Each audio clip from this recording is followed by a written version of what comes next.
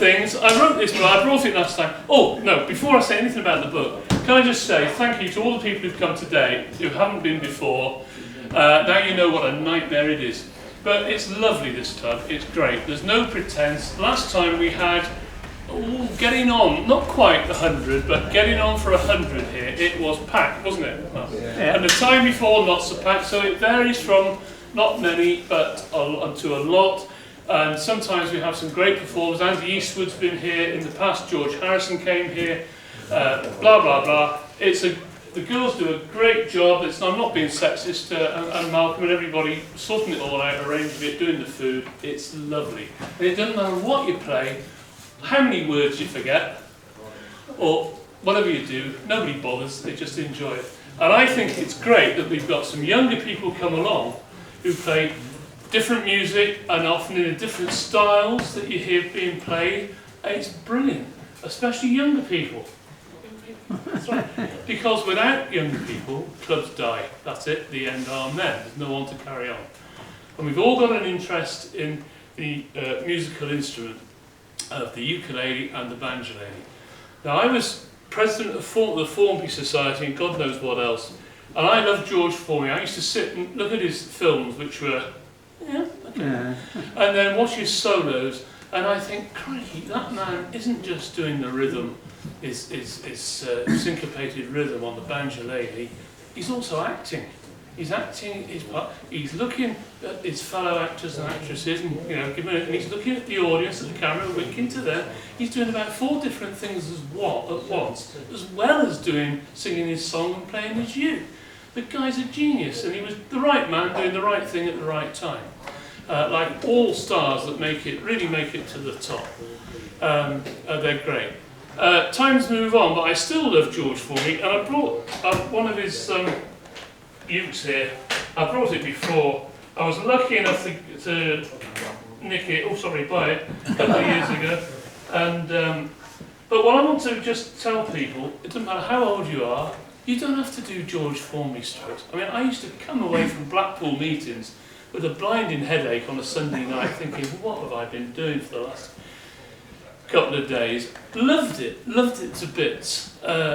But there's lots and lots of different musical styles, most of which I can't play, but you can have so much fun on a nice uke just singing a simple song, really simple song, really simple. So I'm going to sing. Well, I'll tell you a story about my singing, right? When I was knee-high to a grasshopper, about 14, 13, I had a very high soprano voice, maybe 12. And I was in the orchestra of my school, and our school used to have its Christmas carol service in Bath Abbey, darling. Fan vaulting, fantastic place. And I always wanted to do the solo, the first verse of Once in Royal David City. Because I thought I was a clever bastard and I thought I was a good singer, but I wasn't. Anyway, I got down. Basher Bennett, who was my old music teacher, was called Basher. He was a right old London Cockney, and he had a big red nose, and he, on a staff cricket match against the pupils, he swiped the ball, swiped it round through the staff room window, hence the name Basher Bennett. But Alan Bennett was brilliant, and he said, Croft, you just burst into people's lessons, didn't care who was taking them. Croft, music room, 2:30. So I get there, and I'm on the short list for the opening the Christmas Carol service. You wouldn't believe it now, would you? And there were Philip Goter and Colin Goter, who were twins, and myself. We got down to the last 3. I thought, you bastards, I'm going to have you. Unfortunately, it was left to the 2 twins, and I never got it. But I always wished I had, and I didn't because I wasn't good enough. They were better singers than me, and one of them got to sing it in place. But you can sing any music you want to on a uke, and you don't have to do just simple little chords and just strum. It's like the old famous, this one, so it's been sung already, but I'll just sing it.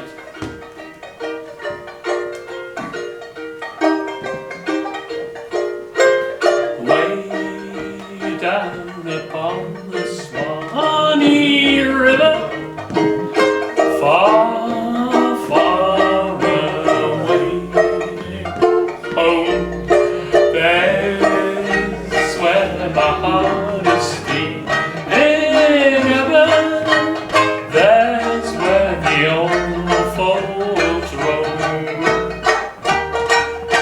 Oh, my heart, I'm sad and lonely everywhere I roam. Oh, darky, how my heart grows lonely, far from the old folks at home.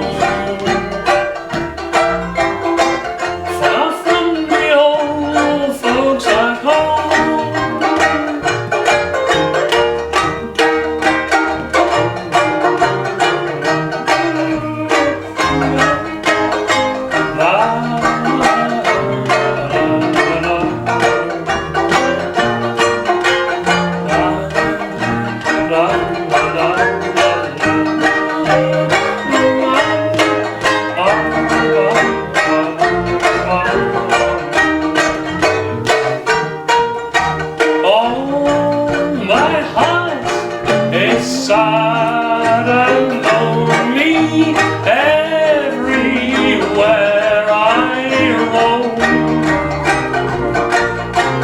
Oh, darky, how my heart grows lonely, far from the old folks at home.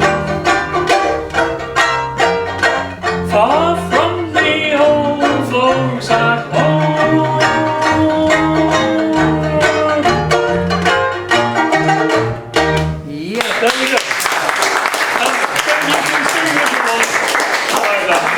And you can just sing a few chords, and the wonderful thing is you can sing a bit of Rolling Stones, you can do the old Everly Brothers and old ones, you can do modern music, you can do a bit of classical music or near classical music. People like Peter Moss, Andy Eastwood, who play these things, God, they're fantastic. And I just think, where did they get all their skills from? And especially, you know, if you've got skills on another instrument, like if you're a guitarist and you like the guitar and you can put some of your skills to the little uke or perhaps the tenor uke, which is perhaps a better size. Oh gosh, it just sounds great. Sounds great. So don't give up singing other types of music. Open your minds to it and enjoy it. Much as I love Formby, it's nice to do lots of other stuff as well. The other thing is, this book. I did take, thank you very much, Kevin, for buying a copy. It's very good. It's not cheap, but it's been very well made. Good quality paper. It's stitched and bound. Darling, it's got gold leaf. Excuse me, on the spine. All the rest of it. But it's the 16 chapters, and someone was mentioning George Harrison earlier. Well, there's a chapter on George Harrison, and with photographs. And I have a photograph of me, the first time I ever met George Harrison, and I had hair. It was there.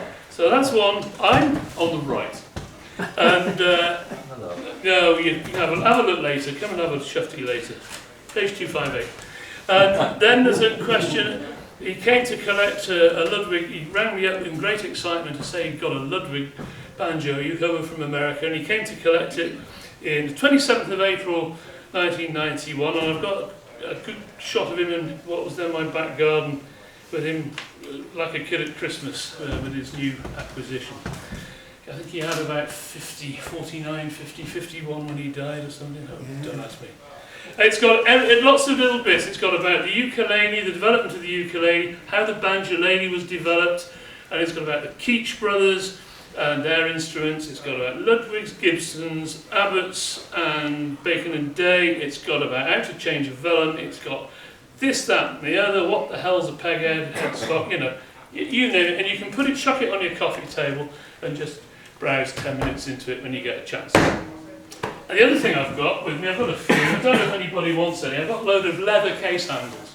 Stitched, all the rest of it. You can bend them round. You can use these clips if you want, or take these out and use the original clips from the original case handle. But if you've got a duff case handle, which is about to fall apart, and you want a leather one, perfect job. If you put one of these on, I tell you, they will last you, probably last you a century, 100 years. But I brought half a dozen of these, I thought, 4 or 5, if anybody wants one. That's it really. Oh, Sorry, just one quickie. go on then. Oh, I'll do an old formula. It's very short, and I'll just sing a couple of verses. Now I know I'm not handsome, no good looks or wealth, but the girls I face say my plain face will compromise their health. I've got attractive little dears, arm in arm with ugly men with cauliflower ears. Now if women like them, like men like those, why don't women like me? What can the attraction be? That's the only thing that seems to worry me. Although I haven't got a bean, I got a lot of things the girls have never seen. Now if women like them, like men like those, why don't women like me? Hey, hey, why don't women like me? Last night I went out walking down by the gay seaside, and I saw a lot of things there being hidden by the tide. I must admit, the girls that were surrounding there by the sea made me think that there was still a good chance left for me. Now if women like them, like men like those, why don't women like me? What can the attraction be? That's the only thing that starts to worry me. Although I haven't got a bean, I got a lot of things the girls have never seen. Now if women like them, like men like those, why don't women like me? Hey, hey, why don't women like me? Now if women like them, like men like those, why don't women like me? Take the Empress Josephine, the most attractive woman that ever was seen. Yet Napoleon, short and fat, he captivates a lovely looking dame like that. Now if women like them, like men like those, why don't women like me? Hey, hey, why don't women like me? Tell women like them, like men like those, why don't women like me? Take Lord Nelson with one limb, Lady William Hamilton, she fell for him with one eye and one arm gone west. She ran like the devil and she grabbed the rest. Now if women like them, like men like those, why don't women like me? Hey, hey, why don't women like me? Yeah!